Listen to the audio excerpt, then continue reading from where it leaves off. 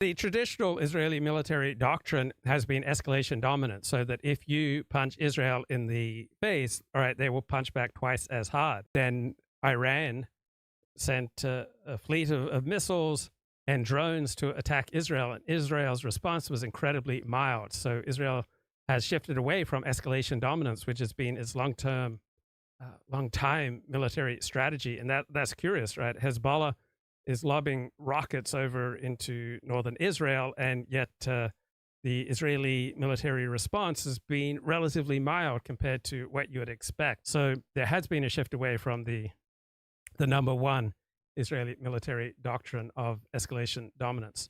Right, who determines the winning narrative? And one of my favorite bloggers is Andrew Gelman, who is a statistics professor at Columbia University. And he was trying to work out, why was the nudge phenomenon so popular, right? So the nudge phenomenon is, if you just rig incentives a little bit and start nudging people to do the right thing, that this will produce big effects.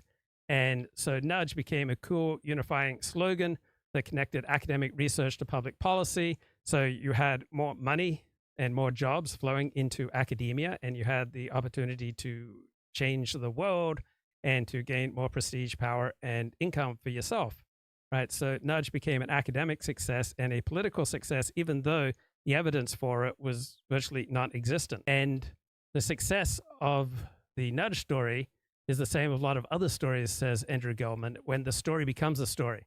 So in the 1990s, Michael Jordan's success became the story.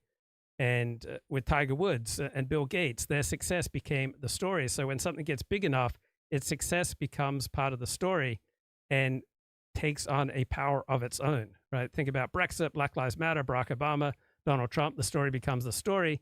Something big is happening and people want to join in. One friend recommended to me the works of Hayden White, who was a historiographer of the 1980s, and he popularized the idea of meta-history. And so he would say that that narratives would appeal to precognitive ways of seeing the world, right? So before we think about things, we feel things through. And those narratives are most successful that appeal to our biologically predisposed precognitive ways of seeing the world. And historians who align with these precognitive ways of seeing the world will create narratives that are more successful. And Hayden White says this whole process of creating narrative history is a subconscious desire to turn a meaningless reality into an imaginary order of coherence and integrity. So from a secular perspective, our need for a hero system is a way to turn meaningless reality into an imaginary order of coherence and integrity where we get to play an important role. I'm thinking about the day that John F. Kennedy was assassinated, right? Two of the greatest new journalists of the 1960s went out into Manhattan on the orders of their editors to get the story. But the story that they brought back did not fit in with the prevailing narrative. And so both their pieces were rejected. So in his 1979 book, The Right Stuff, right, Tom Wolfe uses the concept of a discrete, hypocritical Victorian gentleman to symbolize the press. So instead of giving its readers the whole story, the press, acting as one giant entity, decide what the public must know and then delivers it edited and retouched to perfection. So the news media in America, for all its vaunted independence, is really a great colonial animal made up of countless clustered organisms responding to a central nervous system.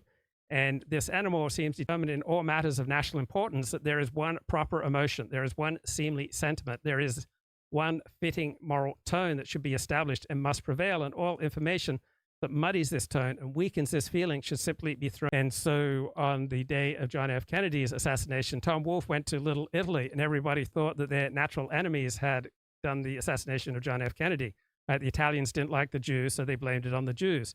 The Jews blamed it on the Chinese blamed it on the Italians. And Tom Wolfe says, I thought these stories were hilarious, but when I got back to the newspaper, I'm sitting there looking for my piece, and it's not there. All they wanted was little old ladies collapsing in front of St. Patrick's Cathedral. That was it. They didn't want any turmoil in the population over who did it. Newspapers are the last redoubt of people who want to observe the niceties. Something big happens, and whatever the proper reaction should be, that's what you get in the news media. And Tom Wolfe I believe correctly, sees individuals primarily as representatives of their group. So the perspective of liberalism is that individuals are primarily individuals who are born with certain inalienable rights. The traditional way of viewing people is that they are primarily members of a group, right? So the Italians blame the Jews, who blame the Chinese. Individuals are first and foremost a member of a group, a race, a tribe, a class, a certain stratum of society. And so Tom Wolfe would look at the vertical line of individual psychology as intersecting with the broad plane of society. And nobody can be a true individual because whatever you want to be is going to be pushed around and changed by your group's hero system.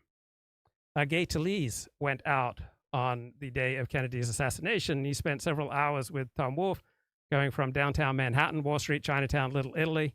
Then we came uptown. We walked around the theater district in the West 40s, uptown toward Columbus Circles. And I didn't see much reaction at all to the assassination from New Yorkers. I didn't see anybody crying in the streets. I didn't overhear anybody lamenting aloud about the fatal shooting in Dallas.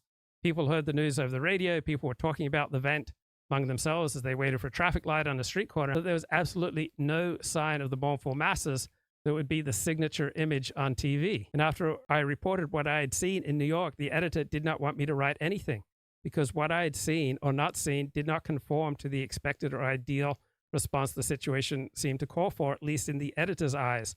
So there was no story in the Times by me that day, nor was there anything by Tom Wolfe in the New York Herald Tribune. We could not publish what we saw because we didn't see what our editors saw. And who determined that Dallas in 1963 was the city of right-wing hate? And that was a dominant prism through which to understand the Kennedy assassination that was carried out by a communist. Right? So Larry McInerney, the former director of the University of Chicago writing program, right, he says that knowledge refers to conversations that are moving through time. And that horrifies you.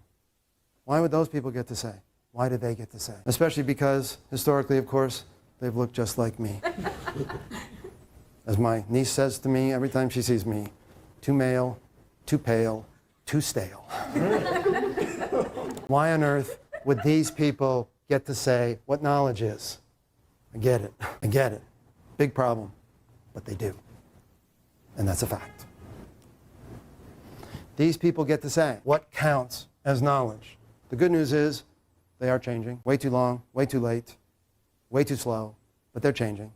But the point is, that's the way it works. You may not like it, but that's the way it works. They get to say. So they get to say, yep, you're right. That was new. I didn't know how many people were in 302, but it doesn't count as knowledge. It doesn't have any value to us. It doesn't count.